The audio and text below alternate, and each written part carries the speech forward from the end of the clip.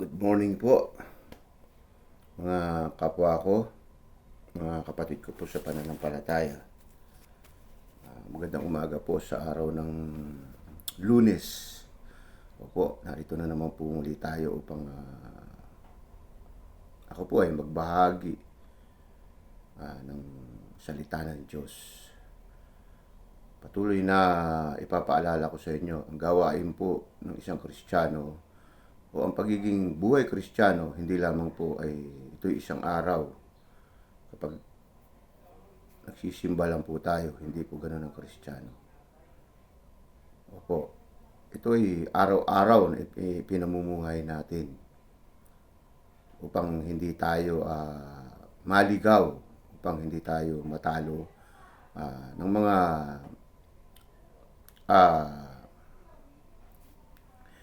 ipinagkakaloob ni Lucifer dito sa mundong ito. Kasi kung hindi po natin ipamumuhay ang buhay Kristiyano, babalik po tayo sa sanlibutan.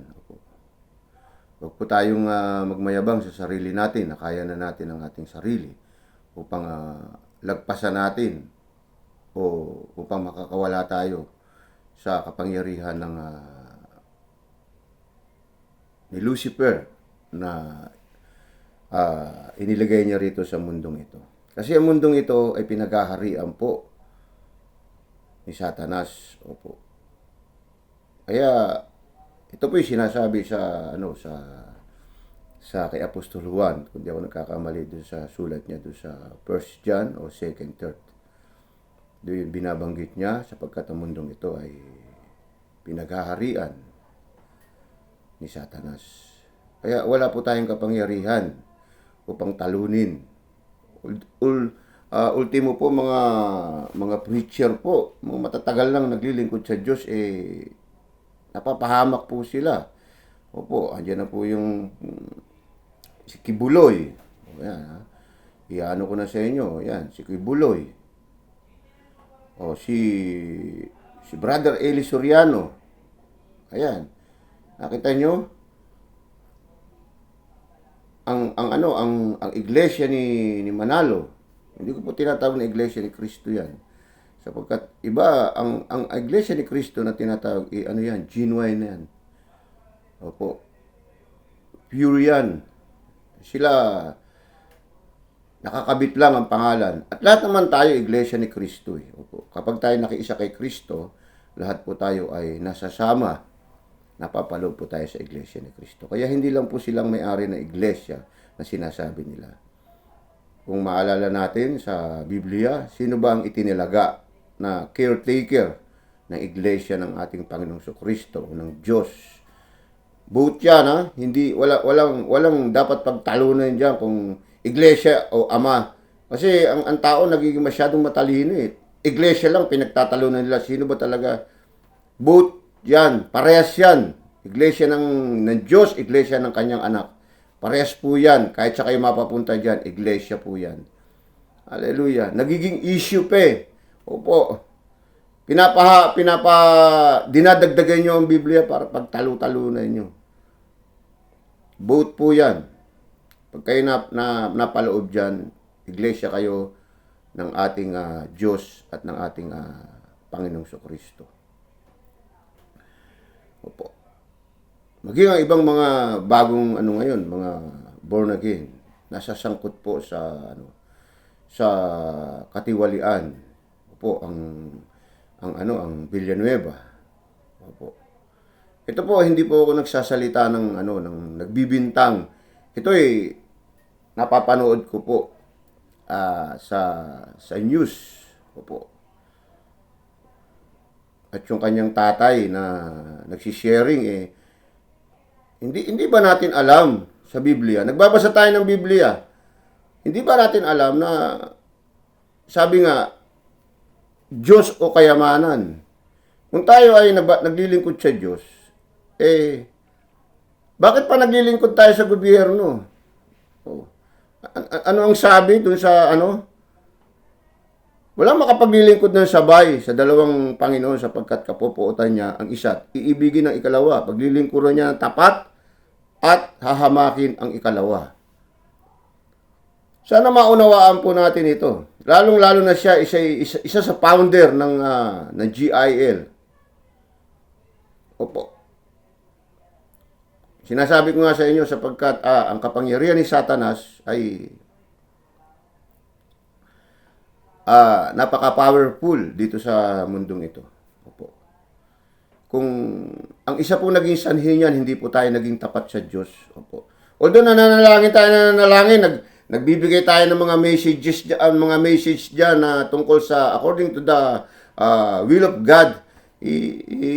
Sinishare natin yan. Hindi po yan ang basihan para ikaw ay maging isang lingkod ng Diyos. Yung puso po natin, hindi tayo naging tapat sa ating obligasyon na pinagkaloob sa atin ng Diyos.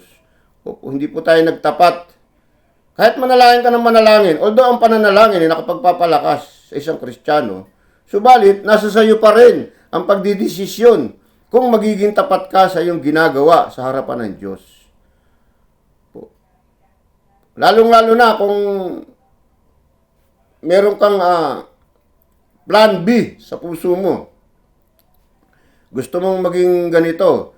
Subalit, alam mo naman na yan labag sa kagustuhan ng Diyos. Ipagpapatuloy mo pa rin yan, yung plan B na yan. Kasi kinakailangan plan A lang tayo. Ano ba yung plan A? Ang maglingkod tayo sa Diyos. Although magtatrabaho tayo. Pero hindi katulad nung naglilingkod ka na sa Diyos, naglilingkod ka pa sa gobyerno. Iyan ay ginagawa nila ng isang katuwiran na sila lamang ang nakakaunawa. Subalit hindi yan tinatanggap ng Diyos. O ano nangyari ngayon? Ano nangyari ngayon? Nai-involve ngayon sa kasong malversation. O ano pa mang kaso na ikinakaso sa kanila ng gobyerno. Ito yung mga leader, highest leader ng malalaking congregation. Opo, si Kibuloy nga po nakakulong hanggang sa ngayon dahil doon sa kanyang kaso na lumantad na babae. Ito namang si Brother Eli Soriano nakamatayan niya na lang sa isang bansa sapagkat hindi siya pwedeng bumalik dito sapagkat merong nakaabang sa kanyang warrant of arrest.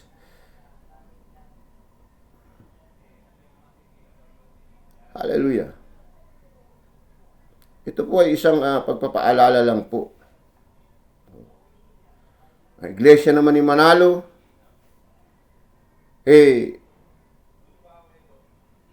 maging sa problema ng politika sa ngayon, sila ay nakikisawsaw. Opo. Makikita nyo naman yung kamalian Wag po tayong maging over die hard sa isang tao, sa isang grupo. Opo. Gamitin natin ang dalawang ipinagkaloob sa atin ng Diyos, ang tama at mali. Wag lamang isa dyan ang ginagamit natin. Wag lamang ang mali ang niyayakap natin.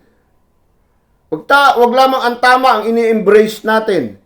Opo, both wrong and right para maunawaan po natin ang katotohanan.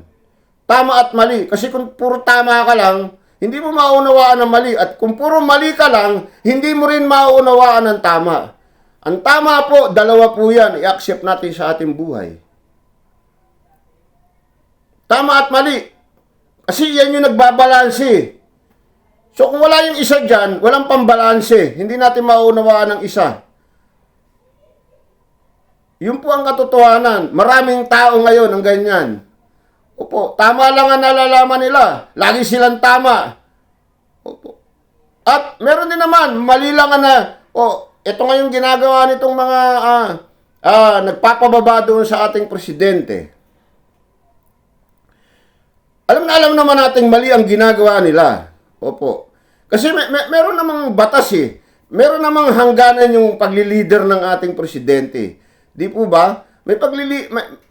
Merong inilagay yan dyan para mag-leader sa bansang Pilipinas. So, ang ibig ko sabihin, meron siyang term na dapat antayin natin yung pagkatapos ng term niya at saka naman kayo umentra. O, di ba? Ganun lang yan nakaupo pa yung ating leader. Ginagawa niyo na ng issue na hindi naman tama ang ginagawa niyong issue. Siya ngayon nagbulgar doon sa mga kasamaan. Opo. Wala pong pinag-iwan dito yan sa Bible. Ang sabi ng mga alagad ng Panginoong Diyos, Panginoong Guro, meron doon mga nagtuturo, nagpapalayas ng demonyo, nagpapagaling sa pangalan mo. Sinaway po namin sila. O ano sabi ng Panginoong Kristo? Huwag niyo silang sawayin. Sapagkat kung ang aking pangalan ang ginagamit, sila'y nakapagpapalayas ng mga demonyo at hindi natin sila kalaban. Diba? So ano ang ibig ko sabihin dito? Katulad nga ng ating presidente, si Bongbong Marcos, siya yung nag-bulgar sa kanyang State of the Nation sa tao na, di ba? Kumbaga, ito yung time na binigyan ng hinipo ng Diyos ang kanyang puso para isiwalat ito, para malinis itong bansang Pilipinas. Ito po yung katotohanan. Opo. Hindi yung ibinulgar mo, alam mo namang nasangkot ka dyan, oh. Meron ba namang sisiraan niya yung kanyang sarili? Eh, hindi mo ito mapagtatakpan dahil bakit? Ang pinagsabihan mo million, hundred of million na Pilipino. Opo, natural, sisiya sa ating kanyan, 100 of million na Pilipino. Nagkaroon ng kahabagan ng ating presidente at siya ay tinulungan ng Diyos upang maiayos itong bansang Pilipinas. Hindi niyo ba naririnig doon sa mga pahayag niya? Kung merong kasalanan ang aking pinsan, alam niyo ba, pinsan buo niya yan. Bakit? Kasi yung magulang ni Bongbong Marcos at yung magulang nitong speaker dati, magkapatid po yan. Nagtrabaho po ako sa nung araw nung ako yung Muis Tacloban. Opo. Yung mga Romaldis na yan. Nagtrabaho ko diyan sa lugar nila kasi yung tiyuhin ko siya yung nagkukumpuni ng mga yung mga yate niyan, pinipinturahan, so naisasama ako nung tiyuhin ko. Kasi kami po, tiga-Tacloban kami. Yung bayan po ni Imelda, halos katabi lang po namin yan. Bayan ng San Roque. Kami sa Upong kami, Tolosa, Leyte. So, hindi ibig sabihin, kababayan ko yan, hindi. Bilang isang lingkod ng Diyos, ako po ay nagsasabi sa inyo ng totoo. Na yung ipinakikita na pagmamalasakit ng ating presidente ay ito po ay isang kagagawan ng ating Panginoon Kristo upang ibalik muli ang dignidad ng bansang Pilipinas sa mga ibang bansa. Opo, kasi matagal na pong lugmok ang ating bansa. For how many leaders na umupo dyan, nagawan ba nila ng solusyon? So meron ako natatandaan, yung kay Pinoy, nakapagpakulong siya ng mga highest ranking na tao. Ayan, sina Enrile. Ayan, si Bongbong uli. Ayan, yung Estrada. Yung presidente, si Gloria Macapagal Arroyo. Naipakulong ni Pinoy yan. Magaling din niya si Pinoy. Pero mas magaling itong si Bongbong Marcos dahil nababayaran niya po yung mga inutang ng mga nakaraang presidente, nababawasan niya po. Hindi katulad ng mga nagdaang presidente na hindi man lang nakita yung utang ng Pilipinas sa World Bank na lumobo na ng halos aabot na tayo sa 17 trillion. So ngayon binabawasan niya ni Bongbong Marcos. Kung di ako nagkakamali, 5 trillion, more than 5 trillion na ang kanyang naibabawas diyan sa utang natin. Yan ba ang masasabi natin na dapat nating palitan? Hallelujah. Bagamat ako nagpapaliwanag lamang sa inyo ng tungkol sa ating bansa dahil ang ating bansa ay meron pong pahamalaan. Ang pahamalaan ay inuupuan po yan ng ating iniluklok na presidente. Ipinapaliwanag ko lang po yung mabuti na nakikita natin sa pagtatrabaho ng ating presidente. So, ngayon, akin pong ibabahagi sa inyo yung talagang pakay po natin dito. Ang isi-sharing ko po sa inyo ay nandito po sa Mateo. Dito po tayo. Dito po tayo magpo-focus sa Mateo lagi. Ang aking isi-sharing ay itong ang ilaw ng katawan. The light of the body. Opo. Ano po ba ibig sabihin nito? So ito'y babasahin ko sa inyo at ipaliliwanag ko po sa inyo. Ito po yan, matatagpuan natin sa chapter 6, verse 22 to 23. Opo. Ang mata, ang pinakailaw ng katawan. The eyes are like a lamp for the body. Kaya't kung malinaw ang inyong mata, maliliwanagan ang buong mong katawan. Ngunit kung malabo ang iyong mata, madirimlan ang buong mong katawan. Kaya't kung ang liwanag na nasa iyo ay kadiliman pala, napakadilim niyan. So, maiksi lang itong words na to na isi-sharing ko sa inyo.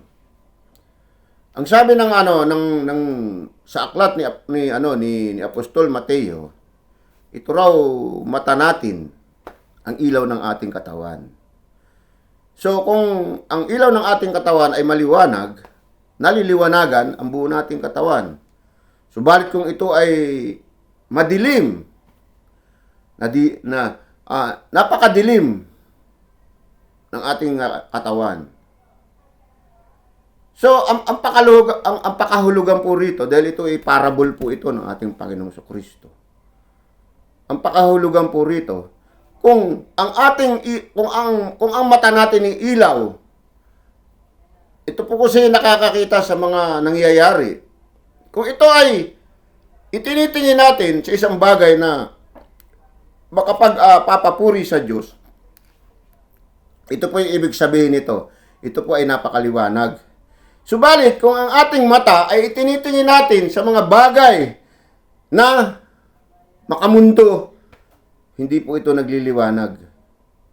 Hindi po ito makapagbibigay ng liwanag sa ating katawan. Ano ba itong ating katawan? Ito yung pinakabahay. Di ba? Tignan nyo sa isang bahay. Kapag walang ilaw, ano ang nangyayari? Hindi nyo makita. Hindi nyo makita yung mga bagay na dapat makita nyo. Di ba? Kasi madilim eh. So, ganun din ang illustration nitong ating mata. Nagdidilim po yung ating katawan. So ano po yung kadiliman? Ayun po yung kasalanan. Yun po yung kasalanan na sanhi ng ating mata. Opo. Kaya, mga kapatid ko, mga mananampalataya, ingatan po natin ang ating mata. Sapagkat hindi lamang po ito basta itinitingin. Ito ay nakapagdudulot ng kadiliman o ng kasalanan sa ating katawan. Siyempre kasi, bakit na nakapagdudulot ng kasalanan sa ating whole body? Bakit? Kasi part ito ng ating katawan, itong mata. Opo, kung hiwalay ito, hindi sana nagkakaroon ng pagkakasala ang ating katawan. Kanya nga, kung sinasabi nga rito sa Biblia, kung ang liwanag ng ating mata ay napakaliwanag na nakikita natin, ito ay nagliliwanag ang ating katawan. Subalit kung kadiliman ang nakikita natin, so wala pong ilaw itong loob ng ating katawan. Hindi po siya nakatatanggap ng kaliwanagan. So ano yung kaliwanagan? Katotohanan. Yun po yun. Hindi kasalanan. Kasi minsan, tayong mga tao, ayoko maging ipokrito. Minsan, kaya minsan tinitigilan ko na yung kaka-slash nitong cellphone.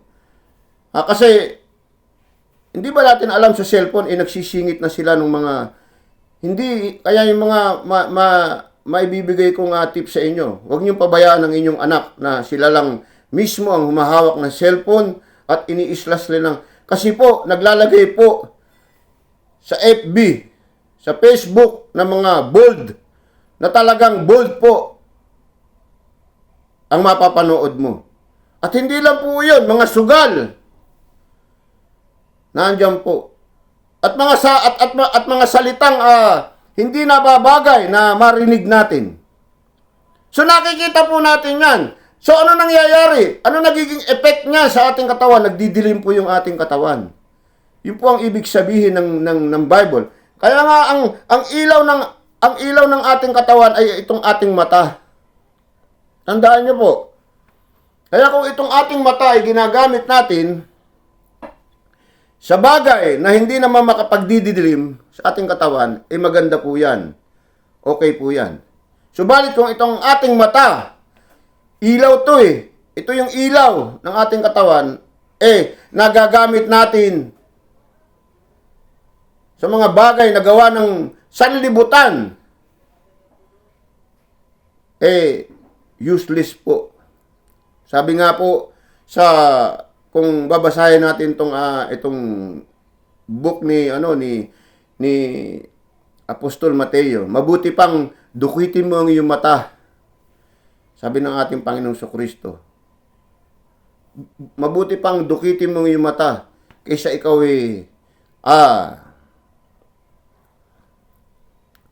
mapunta sa impyerno. Mabuti pang wala kang mata na mapunta ka sa langit. Opo.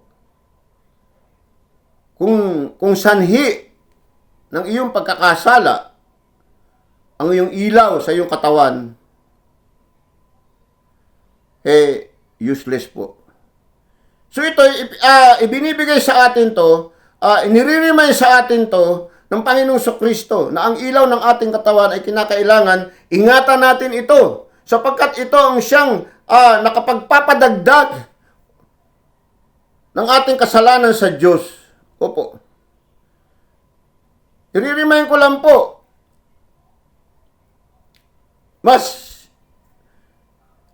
i-correct muna natin ang ating sarili before na tayo magturo sa iba. Sapagkat napakadami ng hindrance para matupad natin ang gusto natin na maglingkod tayo sa Diyos. Unang-una, sabi nga sa Santiago, kung di ako nagkakamali, dila natin. Ito, sanhirin to ng pagkakasala. Itong mata natin.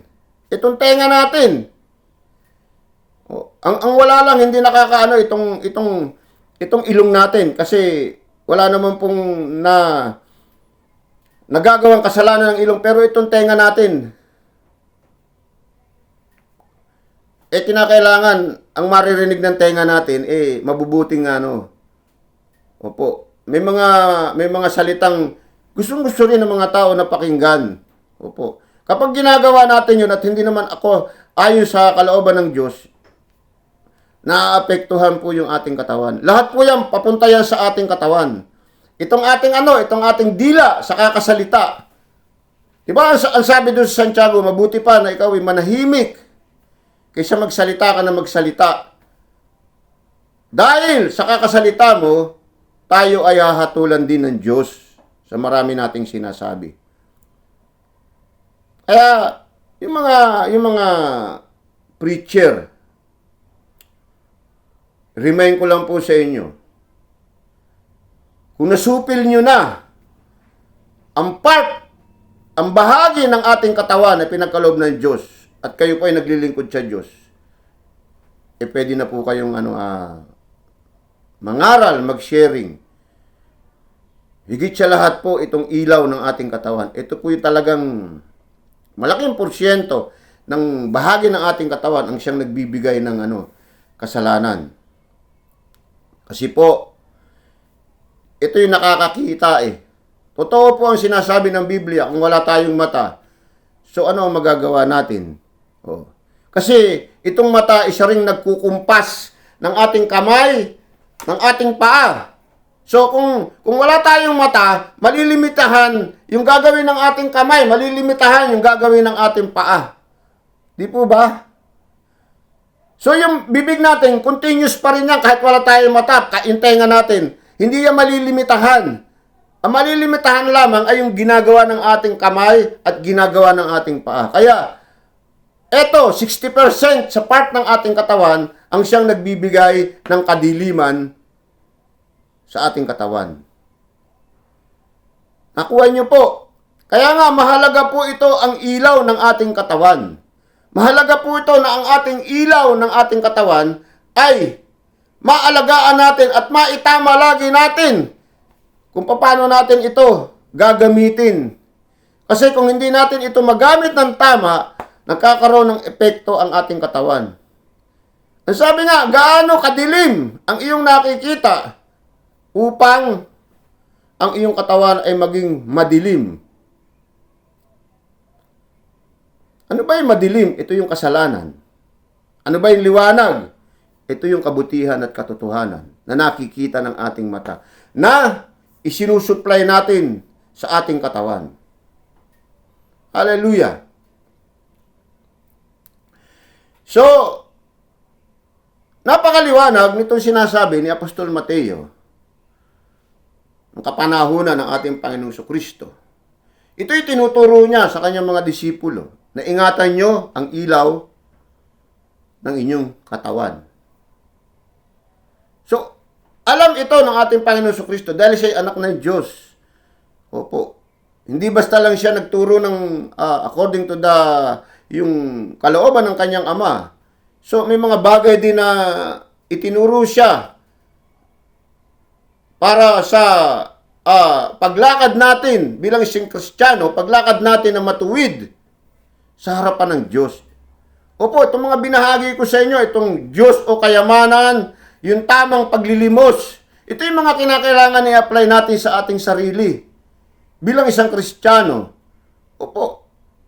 Hindi po yung mga ibang mga nagtatalo-talo sila kung Diyos. Hindi po makatutulong yan sa buhay Kristiyano. Yung mga tungkol sa pagkain na pinagbabawal, hindi po makatutulong yan. Ito po ay makatutulong. Makatutulong po to. Kasi kung hindi natin to i-accept, hindi natin to i-apply sa ating katawan, hindi po tayo Kristiyano. Hindi po natin makakamtan ang pangako ng Diyos. Babagsak po ang pagiging Kristiyano natin. Lalong-lalo na itong ang ilaw ng ating katawan. Sapagkat ito yung nagmamando. Isa ito sa nagmamando. Hindi lamang po utak. Ito ay pumapangalawa itong ating mata sa ating katawan. Na nagmamando sa ating katawan. Minamandohan ito ang kamay at paa. Kumbaga under niya yung kamay at paa. So, ang utak natin lahat under niya po to. Maging yung mata. Opo. Hindi po pwedeng i-under ng mata ang utak. Hindi po pwede. Kasi ang utak siyang nag-iisip. Maaari po yan tumanggi. Opo. Maaaring tumanggi yung utak. Pero ang mata wala pong wala pong isip yan. Tumitingin lang yan. Opo. Kaya ingatan natin kung saan dapat natin itingin yung ating liwanag sa ating katawan. Opo. Yun po yung katotohanan. Kung ang ilaw ng ating katawan ay hindi kadiliman ang nakikita, mabuti po yan. Ano po ba yung mga kadiliman? Yung mga ginugusto ng sanlibutan na inilagay ni Lucifer dito. Marami po yan. Opo, marami po yan. Yung unang-una nga po, i-remind ko ulit sa inyo. Sa cellphone po, huwag niyo pong hayaan na magbabad ang inyong anak sa cellphone. Dahil ako mismo, naka-experience. Kaya, nililimitahan ko na yung pag-islas ng pag-islas. Ang aking ginagawa lang ngayon sa cellphone, kung may nag-comment doon sa inilagay kong post, yun lang hinahanap ko. So, hindi na po ako nagbababad na pag nakita kayo.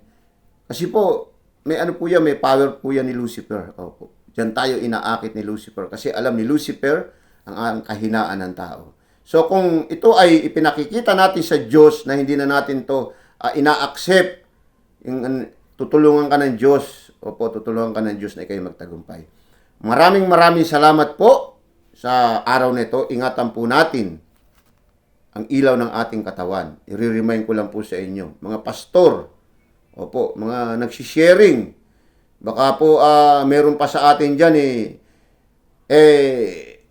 hindi po natin naiingatan yung ilaw ng ating katawan. Opo, turo tayo ng turo. Nabubusog yung ating katawan, yung ating mata sa hindi maganda para sa ating katawan. Opo, hindi po tama 'yan. Hindi po tama na although continuous ang pagtuturo mo.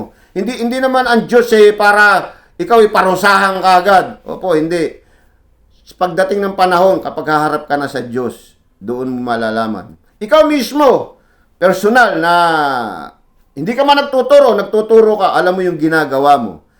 Hallelujah. Maraming salamat po. Sana'y makatulong po ito sa inyo.